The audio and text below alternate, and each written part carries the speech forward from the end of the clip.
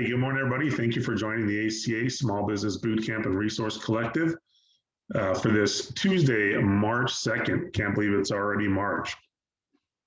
I'm Robert Theobald, Small Business Ombudsman and Vice President of Small Business Services here at the Arizona Commerce Authority, and we're glad to be with you this morning. So first, I'd like to thank all of our community partners. We could not do these bootcamp sessions without them. They've been a huge asset and a great help in providing awesome content, their expertise, and their time and effort. So the bootcamp is designed to help small businesses work through the COVID crisis and return stronger than ever. It is supported by all of our community partners. And aside from the bootcamp, we have a resource collective that we'll talk about as well. So the Small Business Bootcamp and Resource Collective website houses a lot of great information. First, you'll find the current week's links and information about the sessions and the link to register for them. You'll also have a link to the coming week's sessions as we get those loaded in. You'll also find a link to the resource collective. And then at the bottom of the website, we have our archive. All of our bootcamp sessions are recorded, and then we load that video and the corresponding materials to the website, so you can go back and review them at any time. You can watch the sessions you may have missed because you weren't available, or if you want to go back and review a session that you watched, you can go back on that video and review it anytime you want. They are available there on the archive. Additionally, as I mentioned, we have our resource collective, and this website houses the tools and resources provided by our community partners to help support small businesses as they work through the COVID crisis. This is just a sample list of some of the resources and guides that are available on that website. You can see we have safe retail and barbershops and cosmetology, guidance for restaurants, construction, manufacturing, many different items that can help support you and your business. With that, we'd also like to share updates. And last week, some changes for small businesses under 20 employees regarding the PPP went into effect. Last Wednesday, started a 14-day period where only small businesses under 20 employees can apply for a PPP loan to make sure that they are getting the time and the ability to get those loans as needed. And with that, there were some other changes announced, and we are doing a special bootcamp session tomorrow morning at 9 a.m. To talk about all those changes and how they impact small businesses. So please join us for that. Also, we'll share this link in the chat, but we have the Arizona PPP lender list if you're still interested in a Paycheck Protection Program. And then I would like to share the link for the SBA's COVID-19 relief options. It's got information on the PPP, the EIDL, the Shuttered Venue Operators Grant, and other programs that the SBA is providing during this period. Also, you can go to our website, azcommerce.com/COVID-19 for our constantly updated information for Arizona business resources. We have guidance for businesses as well as financial resources and many other things to help support your business. So quickly, we want to run through some of the programs that the ACA has to help support small businesses. First is our small business services, and we can work with you as you need to navigate through the SBA or work with the Sbdc or work with SCORE. We can help you work with local banking contacts in your area, share the latest developments on things that are going on in Washington and the state with small business. Additionally, our workforce division can help work with businesses looking to hire employees or upskill their employees. They have various different programs to help with that.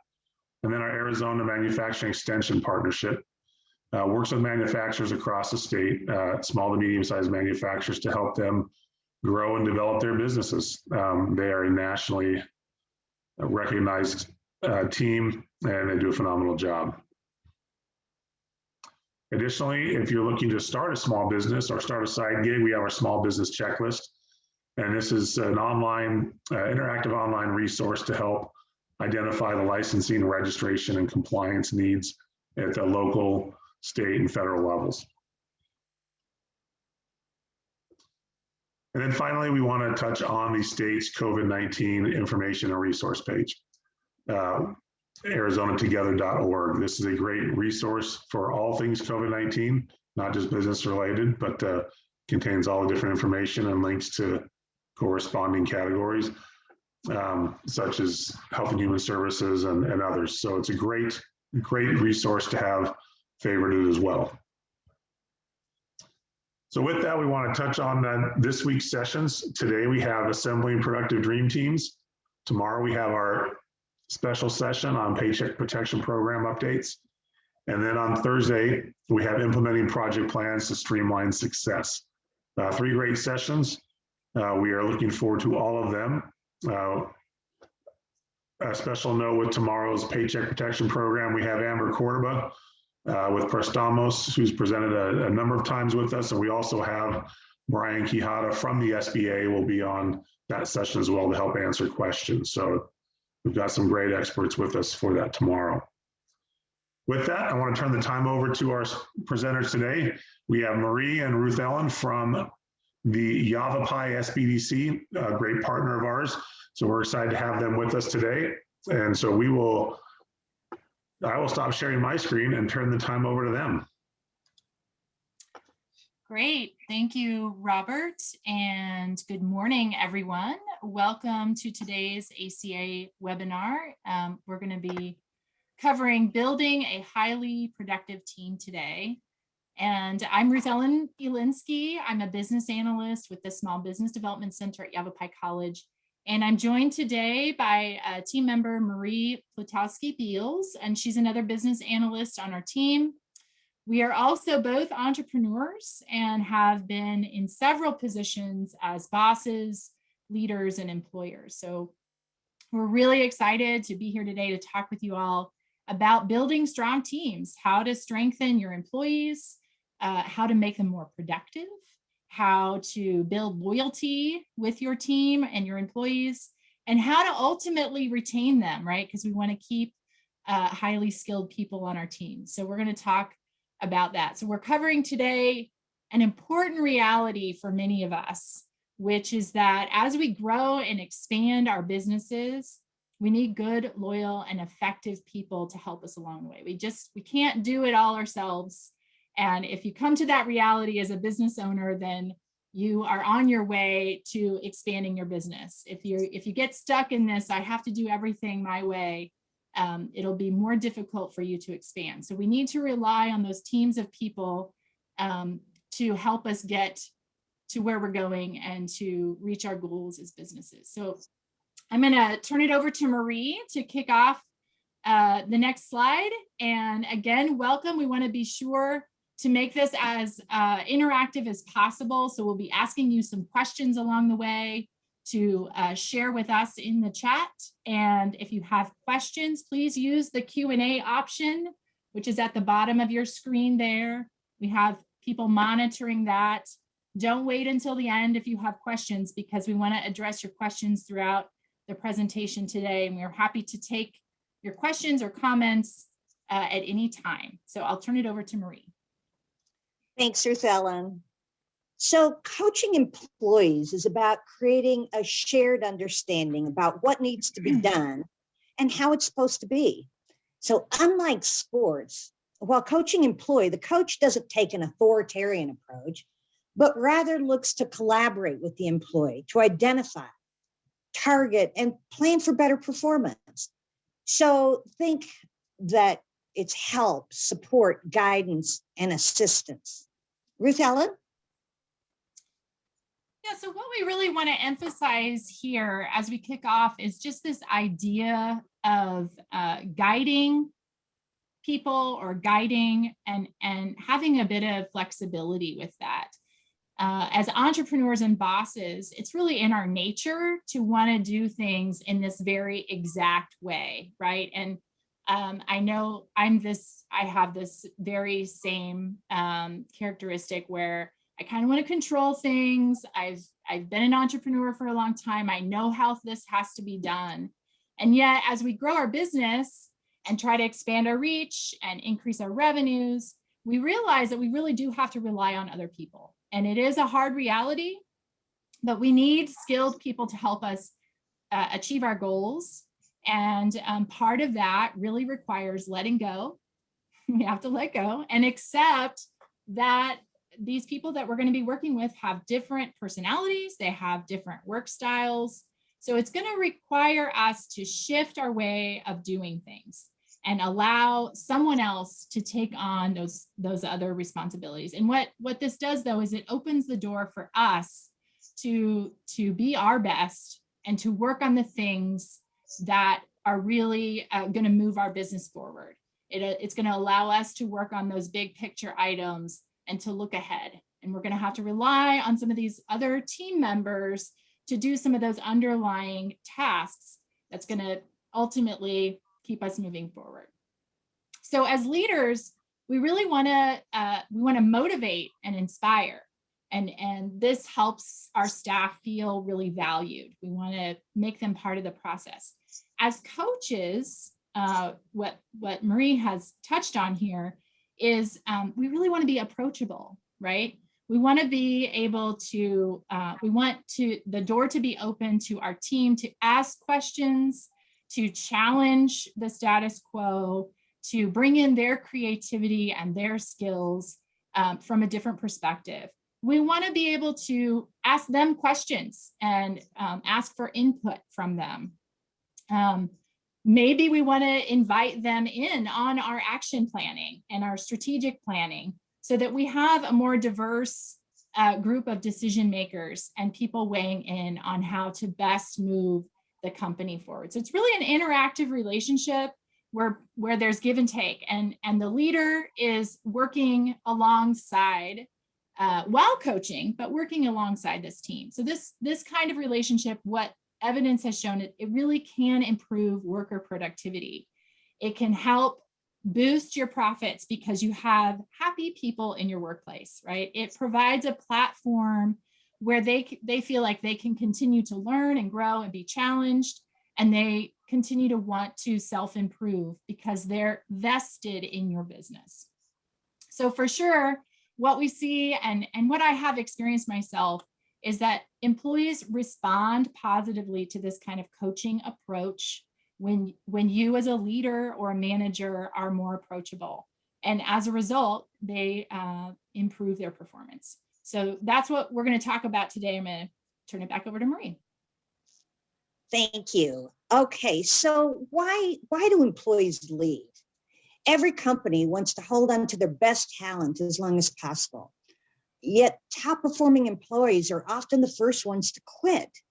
This is really costly and it's really disruptive to your organization, and it affects the people on their teams as well. If you had a coworker that you were great friends with and then they left, you're like feeling empty now. If you want your best employees to stay, take a closer look at the following 6 factors that impact their decision to quit the job, or if you had employees leave for a certain reason, what was your experience? So I'll wait and see if anybody puts anything in the chat before I move on.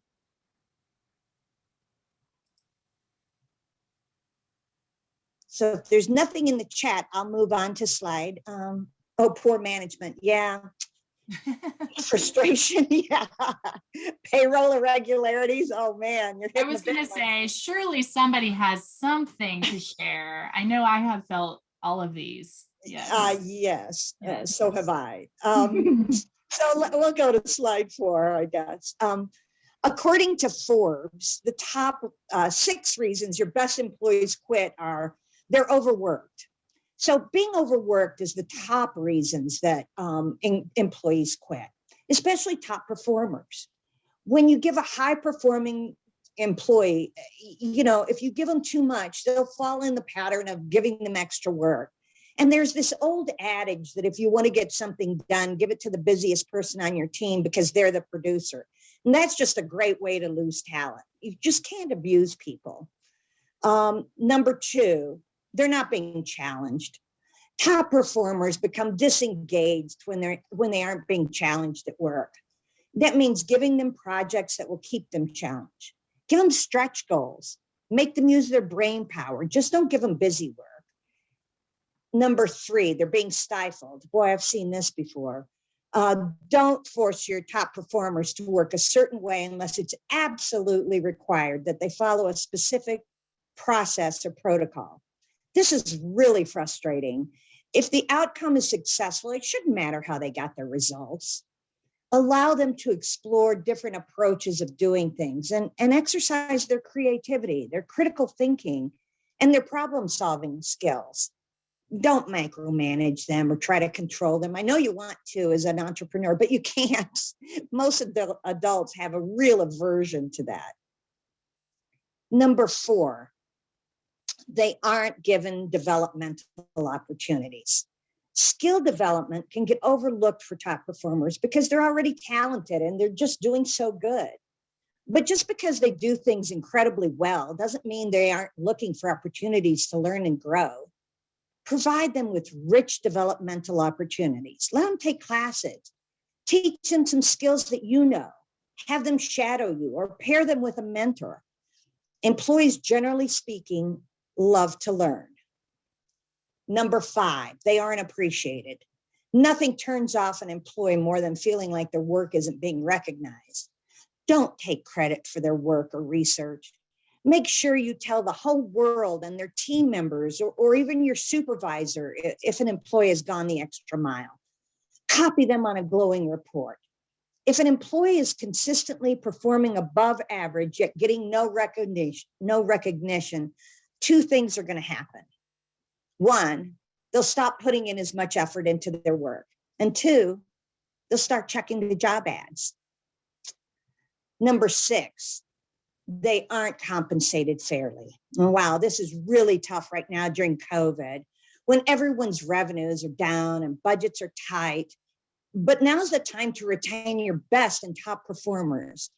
So if your budget doesn't allow for a raise, how about a title change that comes with increased responsibility, or rewards like bonus vacation days or a flexible schedule? Even a dedicated parking space can mean something to someone. You just can't take your top talent for granted, because great employees are your biggest assets.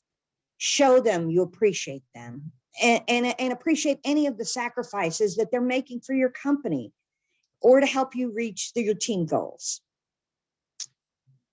So the next slide is talk about employee retention. Most employees leave because they quit their manager, not just their job. Sometimes it's not about compensation. It might be because the manager is, like, let's just say, difficult. If you begin to see employee turnover, you have to look at the organization's management philosophy. One manager with poor people skills can kill an entire company's effectiveness in a very short period of time. I've seen that.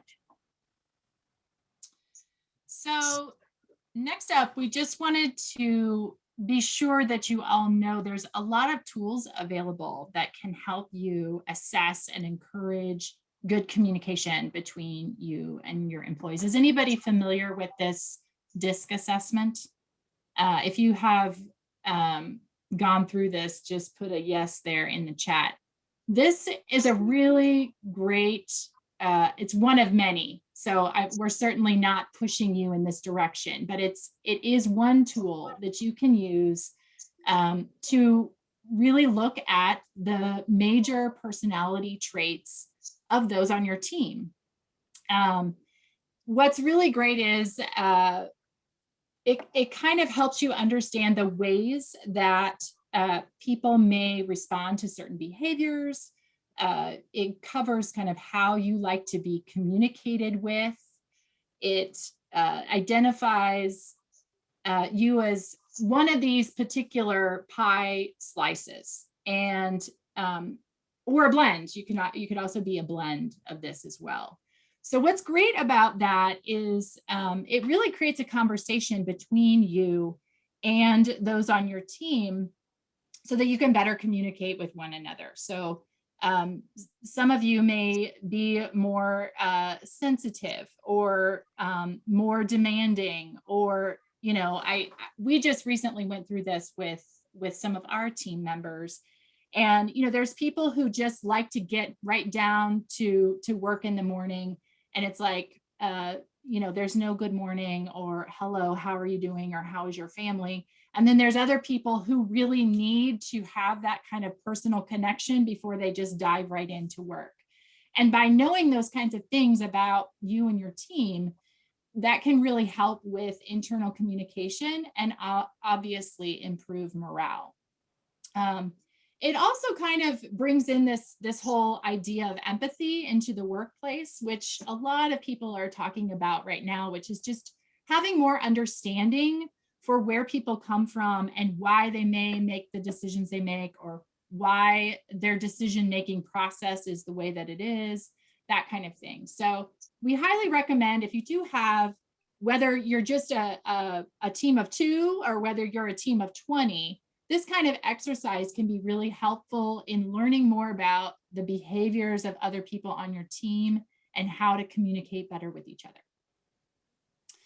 So the next slide here is we're going to cover characteristics and qualities of a good leader or manager. And I think before I touch on some of these, I think it's really important to note that this is an excellent list for when you're looking to hire new team members. You want to be sure and think about these things, but also, hopefully it will shed some insight on who you are as a boss and a leader, and are you taking some of these things into consideration because you are ultimately a member of your own team. And so this kind of information also applies to you. So the first one is active listening. And also we're going to run through a list, but I don't want you to feel confined to this list. Obviously, there are many, many characteristics and good qualities of a good leader, and it's going to be beyond this list. But I think the other important part of this is just to really consider that you don't want to just look for a good salesperson that has a lot of sales in their experience, or a person that has marketing or social media experience. You really have to look deeper into the people that you're hiring for some of these more holistic characteristics, like empathy, like communication, like active listening, because those are going to be more important. The marketing skills and the sales skills can be taught, but some of these characteristics of people are more important than those kind of resume type qualities. So the first one I want to talk about is active listening, and it's just as it suggests, it's really fully concentrating on what is being said and hearing the person. And I think I can totally relate to this because of the Zoom space that we now all live in, where we're constantly surrounded by technology. And I look around at my desk right now, and I have my my screen and my notes and the camera on, and I've got this other screen up here that's got stuff going on. I've got my speakers. I've got another laptop underneath here that's got stuff going on. I've got my phone, and we're constantly just looking around, and distracted things are popping up and beeping and flashing, and it's very distracting, and it's very difficult to concentrate when you're, especially on a Zoom call like this, to really focus on what your team member may be talking about. And we all have to be more intentional about really listening to our team members and hearing what they're saying. So we all can use this strategy, right, to be a better team member. Next up is empathy. And this is another hot trending topic right now, which I just talked about in the DISC assessment.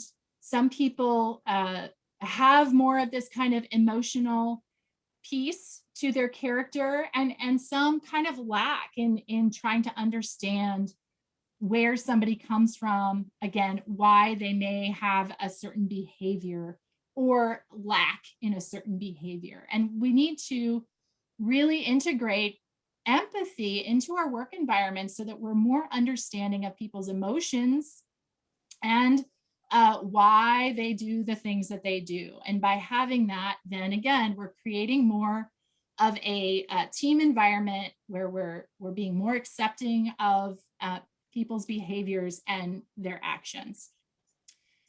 Communication is kind of one of those we could look at from both a resume type skill versus a character piece. And I think if we look at the resume thing, it's like verbal and written communication, right? Those are important things. But how does somebody really interact with your customer or with their team members?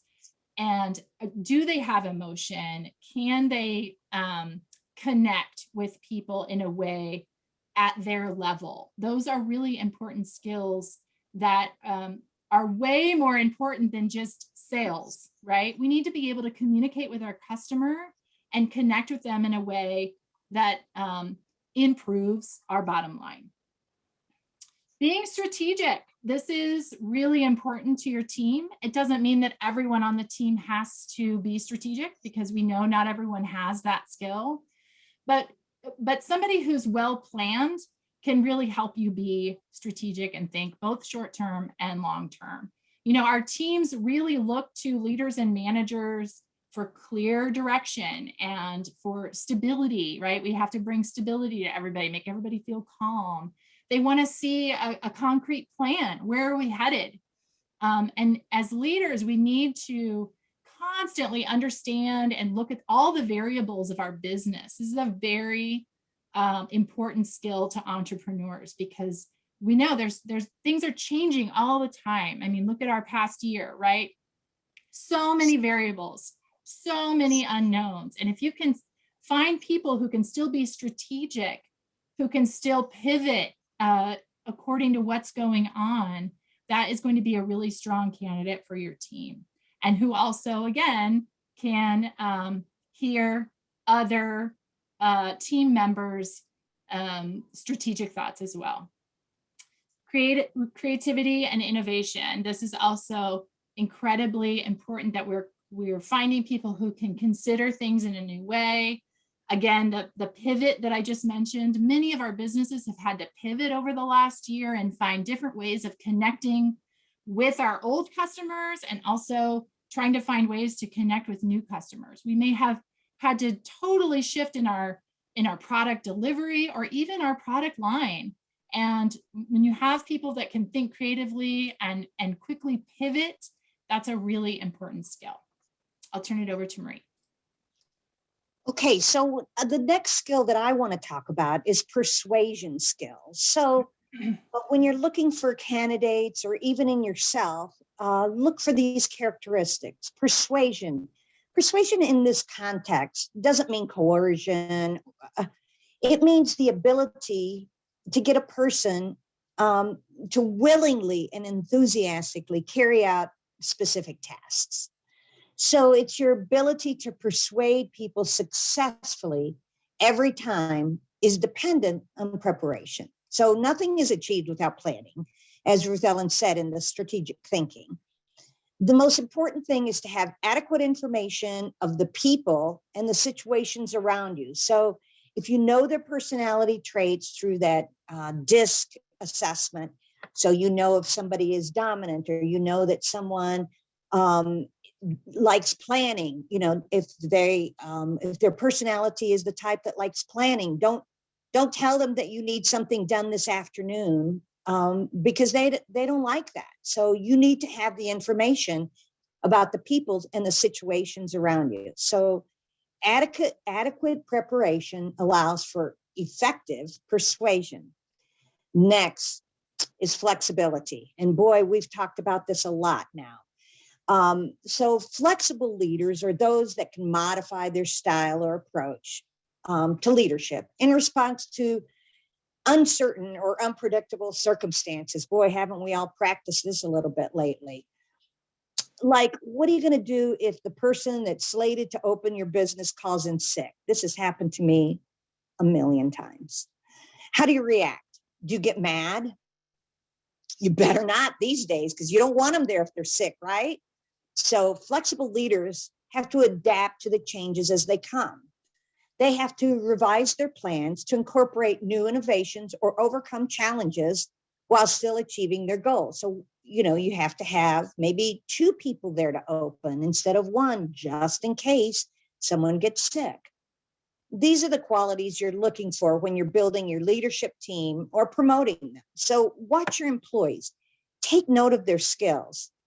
See if you can make them leaders or managers. Ultimately, the business and the entire team will benefit.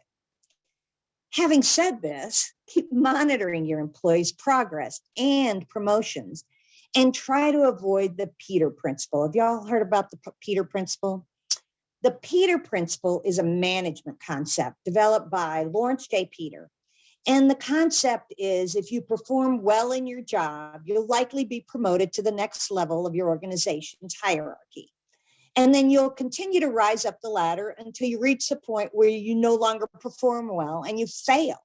So the Peter principle is you get promoted because you're doing so well, you're doing so well, you're doing so well. And then all of a sudden you get to the point where you really don't know anything about this level and you fail. So that's what you want to avoid. So you have to watch the promotions so they don't go above someone's capability. Ruth Ellen, next slide. Yeah, we do have a couple of questions. So Marie, maybe you can help me address these. The first one is, before you run a company, you have to hire people first. So the question is hiring prescriptive or formulaic? What are your thoughts on that? Wow. I'm not exactly sure what the question means by prescriptive. You want to hire for the job, for sure. So if you're looking for a customer service rep, you want somebody with a great personality, somebody that's persuasive, somebody that is comfortable with other people. But you also want somebody that's really dependable. So, you have to sort of be able to adjust to see who's coming through the door when you write that ad. And you might want to really be flexible with the wording in the ad as well, because you have to know what position you're hiring for and hire the right person for that job. If you hire the wrong person, that person will fail. Mm-hmm. Yeah, and then a second part of this, it's is past performance an indicator of future performance, and can you discount a candidate who has failed in a prior setting? You can't, because you don't know if they failed in the prior setting because they had a job that was above their capabilities. You don't know if they had a horrible manager that was just undercutting them because they were maybe challenged by them. Mm-hmm. You have to really look at the person. One job interview is just not enough. Mm-hmm. And it's really good to have multiple people interviewing, not just one person, because people see different things. They read people differently. So I don't think past performance is necessarily an indicator that you can't hire that person if they failed in the past, because you have to know why they failed. Yeah, and something I've heard over and over again is the whole idea of references. So, you shouldn't limit yourself to just the conversations that you have with someone prior to hiring them, though those conversations are obviously really important. And as Marie suggests, I wouldn't rely on a single conversation.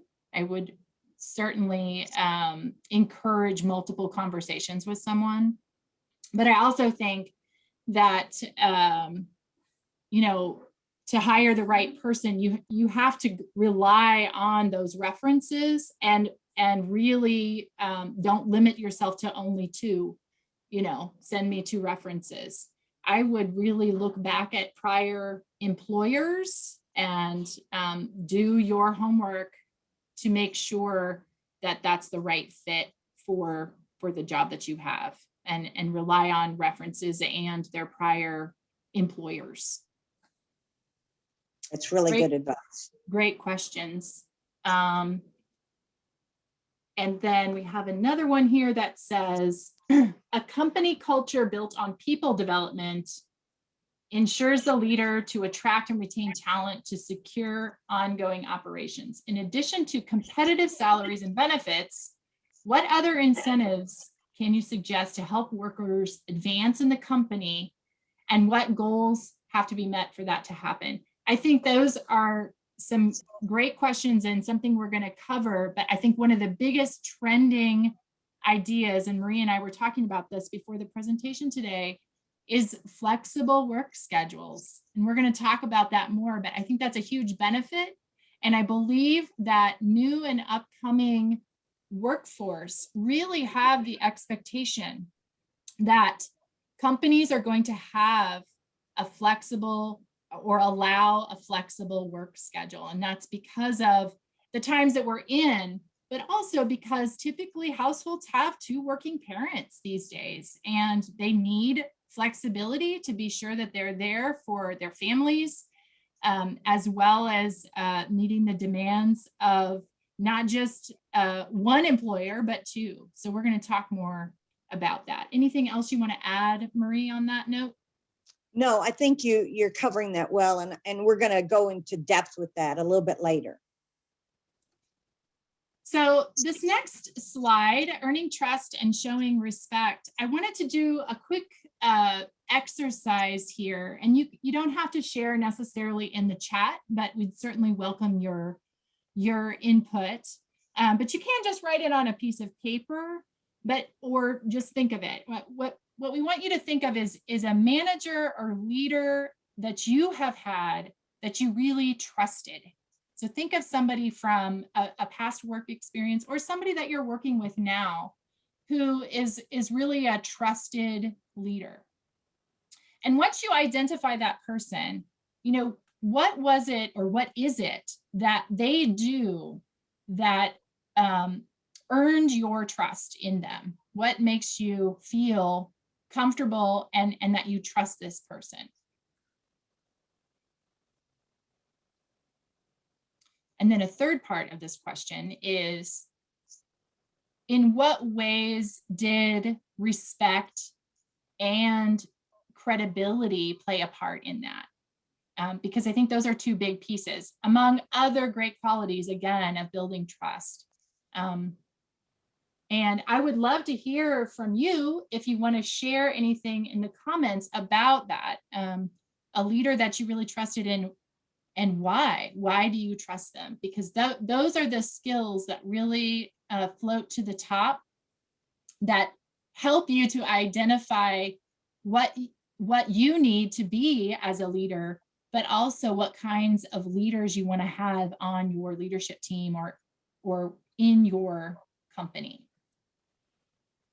So I'll address that really quickly myself. So a manager that and a leader that I trusted, what did they do to earn my trust? And I'll tell you is that they backed me up after I made a mistake.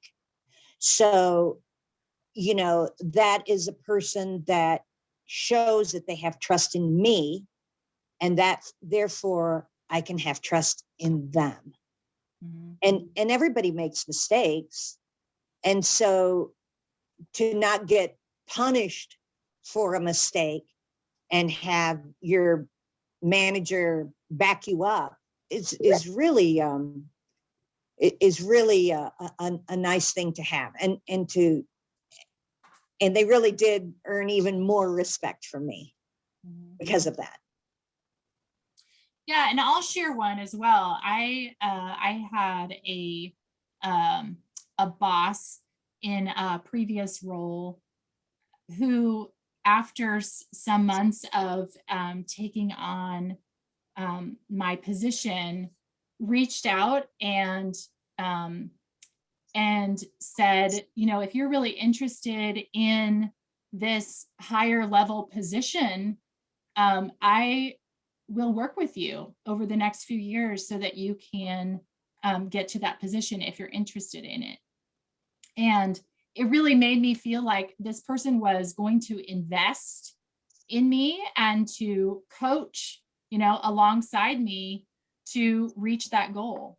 And it really made me trust her and I felt valued. I felt like this person was really going to invest time and energy and effort to help me reach my goals. And also I felt like it was a new challenge, that this person was going to really put some challenging projects in front of me, which again makes me feel valued.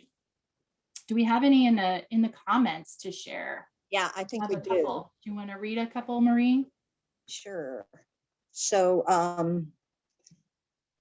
one of the things is they're saying that the leader should always tell the truth and admit when they don't know something, and extend trust to others. And then someone else said it's best to take a team approach, so it's not one person, but we all share the mistake, as it points to a team, not just to one person. And then someone else said to provide honest feedback, valued a working relationship. Yep, that's exactly what Ruth Ellen just said. And another person said, I once had a boss that really earned my trust because she never had a hidden agenda. She said what she said, and she meant what she said. And yes was yes, and no was no. She held everyone accountable, no matter who you are on the team. She also sought out ways to develop you and invest in your career. She has your strengths, and she knows your weaknesses and helped you toward betterment. Boy, that sounds exactly like my boss. Great. So thanks for sharing, everyone. So I have a second part to this little exercise. So now I want you to kind of flip this a little bit and think of someone that you currently manage. So whether it's in your office setting or in your business, assess the level of trust and respect that exists between you. Do you think that you have established trust between you and this person that you manage?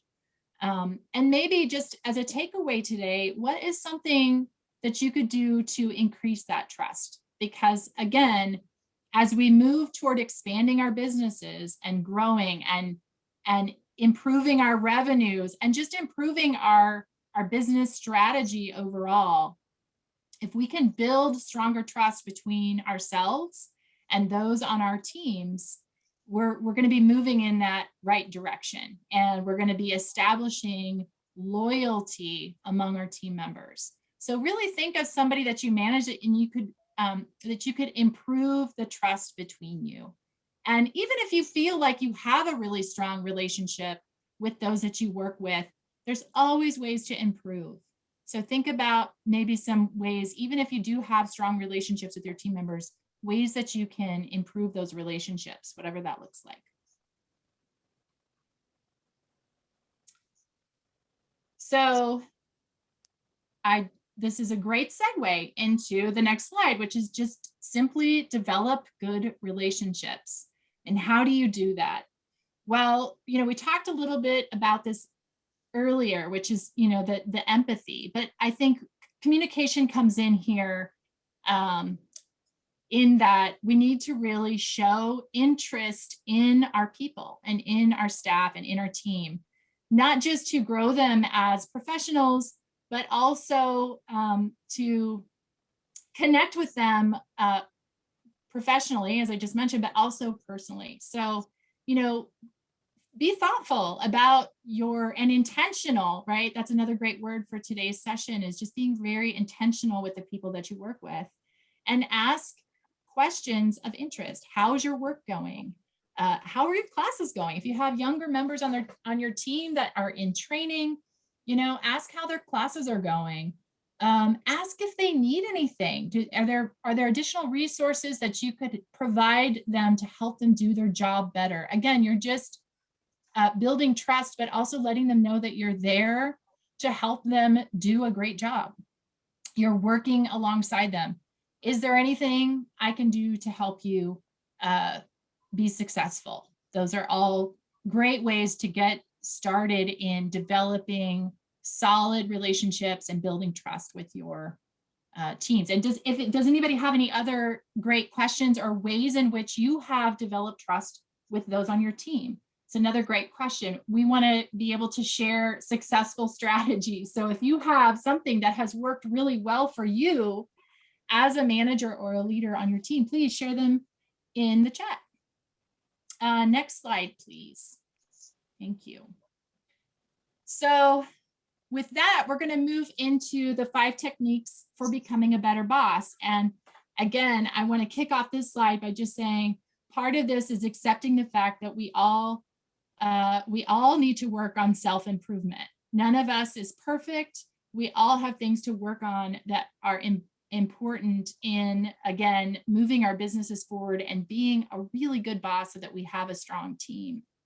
And there's a few key pieces of that. And again, it's less about being a good decision maker and getting on the sales team. This is more of an emotional part of being a good boss. So empowerment, letting go so that other people can do their jobs and do them well. You got to let go. We cannot do everything. I tell that to clients all the time. And you have to let go, especially the things that you don't do well. And that opens you up to be more effective in the things that you do well. And it allows the people on your team to fill in on those areas that you ultimately need help with. Embrace employee involvement. We've talked a lot about that. That helps them feel empowered if you can let go and let them be involved. Allowing them to participate in strategic planning and opening the door to feedback and input, as well as allowing for social connections. And Maria's going to talk about that a little bit more too, the importance of this kind of crossover between professional and personal. That leads into the next one, which is delegating. Again, really, really hard for entrepreneurs, specifically those that have always just done everything. We have a lot of small micro businesses in Yavapai County that are, just family owned. They've always done everything themselves, and they are pulled in many different directions. And really, delegation is the true art of letting go and putting somebody in that spot and doing the best you can and training them for the job, and then, letting them take the reins. So you also have to accept new people on your team and trust them that they can fulfill the job by giving them the resources and tools and information they need to do the job well. Motivate is another great one. And that the secret of motivation is being positive and being passionate about what you do, which I believe really bleeds out onto your team.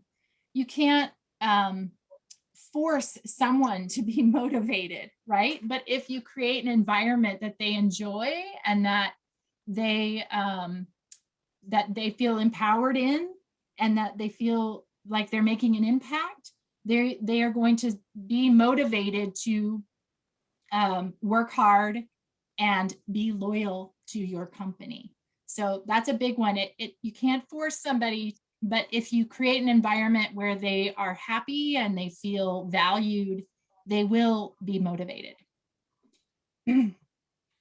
Dealing with change, change, as we all know as entrepreneurs, it is the only constant, right? We are always faced with change, and there is certainly this past year, think of all the things that changed during the pandemic. We had a change in work styles, supply chains, people's health, our business capacity, consumer behavior changed incredibly, right?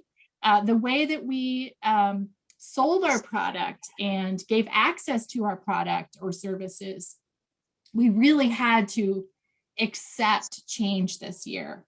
And change creates fear. and it can be incredibly exhausting. So I know I'm exhausted after this past year of pivoting and having to come up with the next idea for businesses and how they need to shift or change. And there's people that just don't do well with change. So the most important thing you can do to support your employees during change is to keep as many things as possible familiar or the same.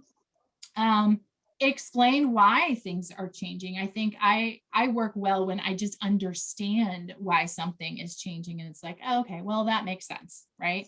If we can give a little bit of explanation, sometimes that helps people understand the change.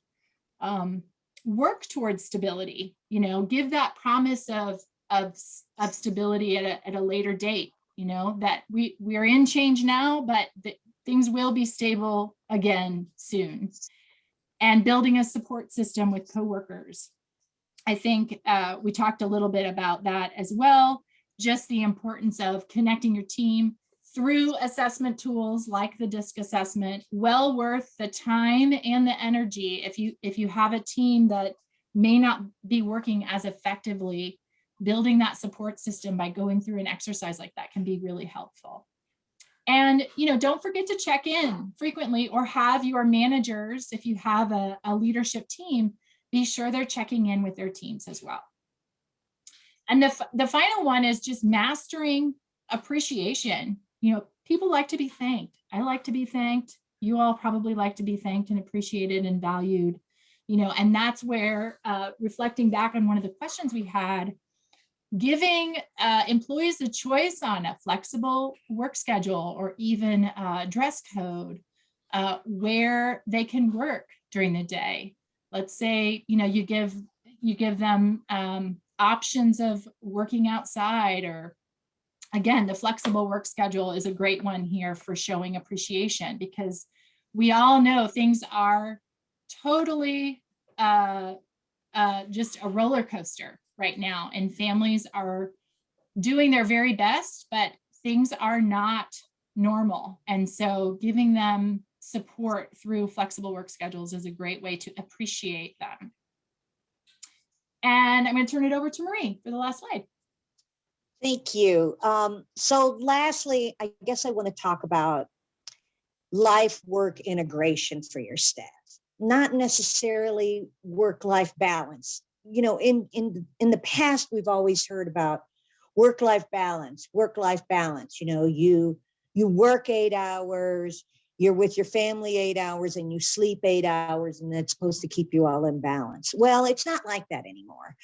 Now that it's, we're working from home and the kids aren't in school, and there's multiple generations possibly living together, that life-work integration really needs to be accepted now by management.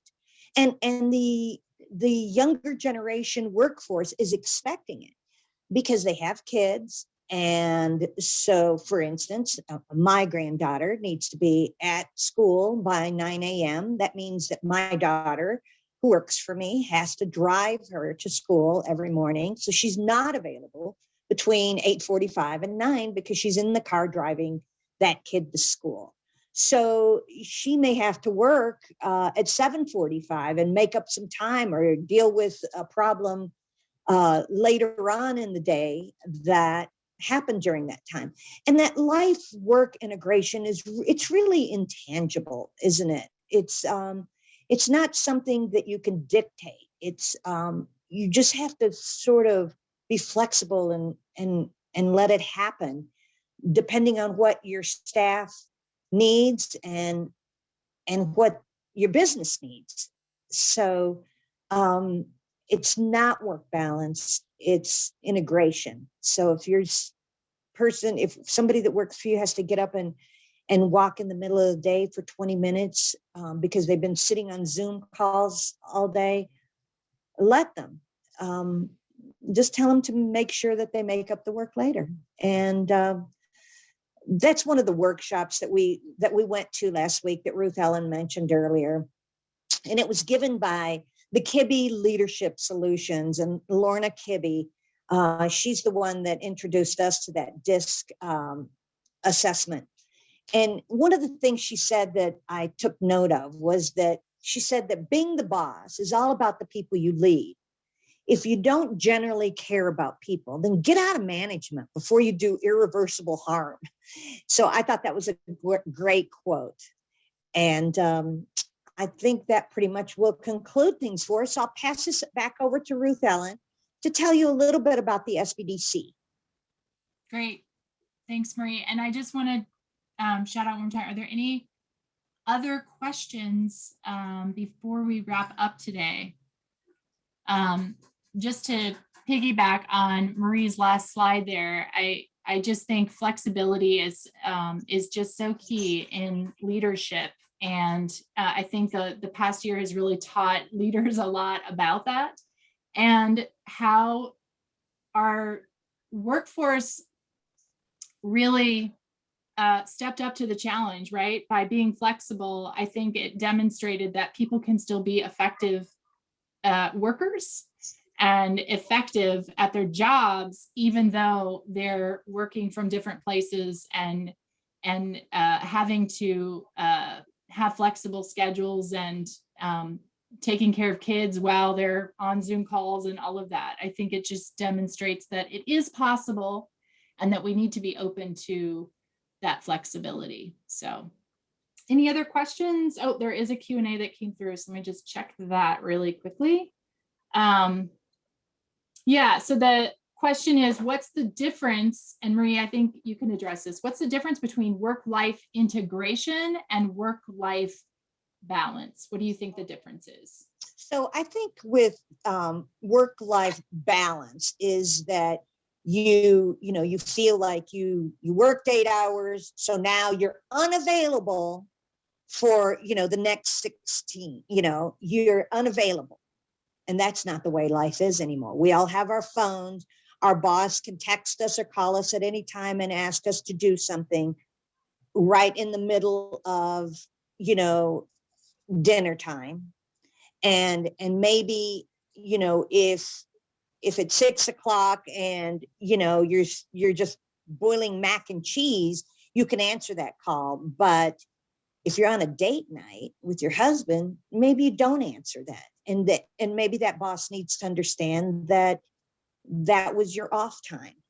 So it's not the 8 hours on and then you get the rest off anymore. Those times are gone. Yeah, if I could just add, I think it's that it's not a set schedule anymore. It's not the 9 to 5 grind and then you get to go do life, right?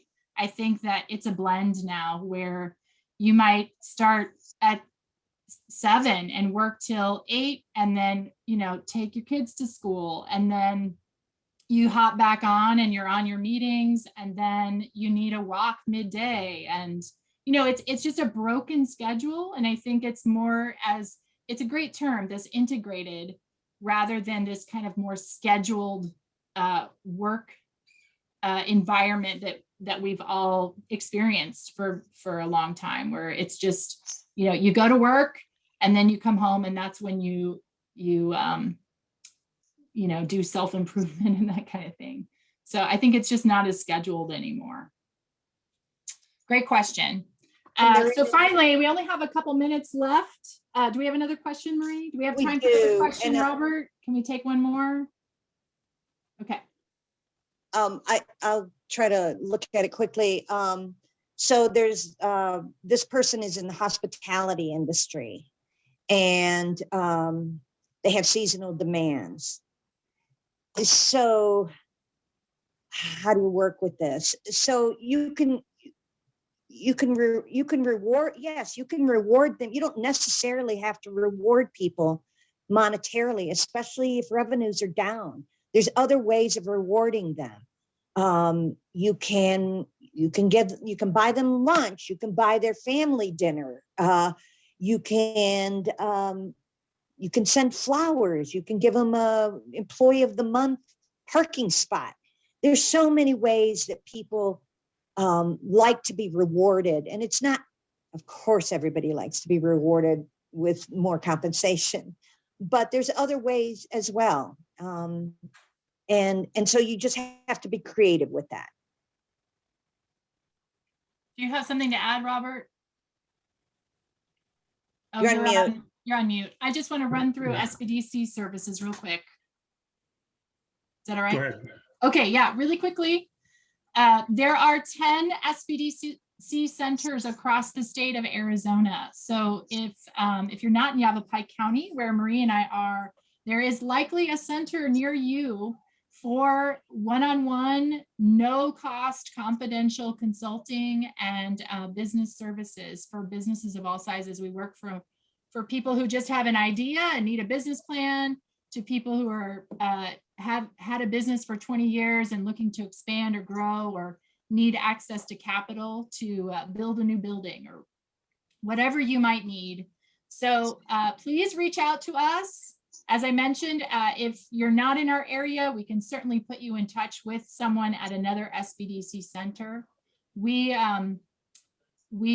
as part of our workshops and resources that we have available, we also have lots of relationships with banking institutions and microloan programs. So if you're in need of access to capital, we can certainly assist you with that as well. So thank you all for coming today and hearing about how to put together effective teams. We really liked all your questions and input. It makes it a lot more fun and engaging when people are participating. And this was a great group this morning. So thank you all so much for joining us, and I'll turn it back over to Robert. Excellent. Thank you. I appreciate the presentation today. Great job. Attendees, thank you for your participation in the chat box. Your experience and things you're seeing is very important to the conversation. So it helps drive each conversation like this. So thank you very much. I'm going to answer a couple quick questions. There was a question about an Sbdc in Tucson. Yes, there's a very good Sbdc in Tucson. Souvenir, feel free to contact me directly and I will get you in touch with them, or you can just search PIMA Sbdc in a Google search and it will pull up their contact information. So again, thank you, Marie and Ruth Ellen. Great presentation. We appreciate your time today and that great information.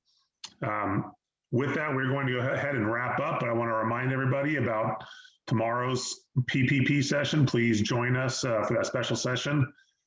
Or if you can't make it tomorrow, again, it'll be recorded so you can go back and watch it, and then you can join us on Thursday as well. But we've got a great lineup of bootcamp sessions this week, so we hope to see you on future ones. Thank you, and have a great day.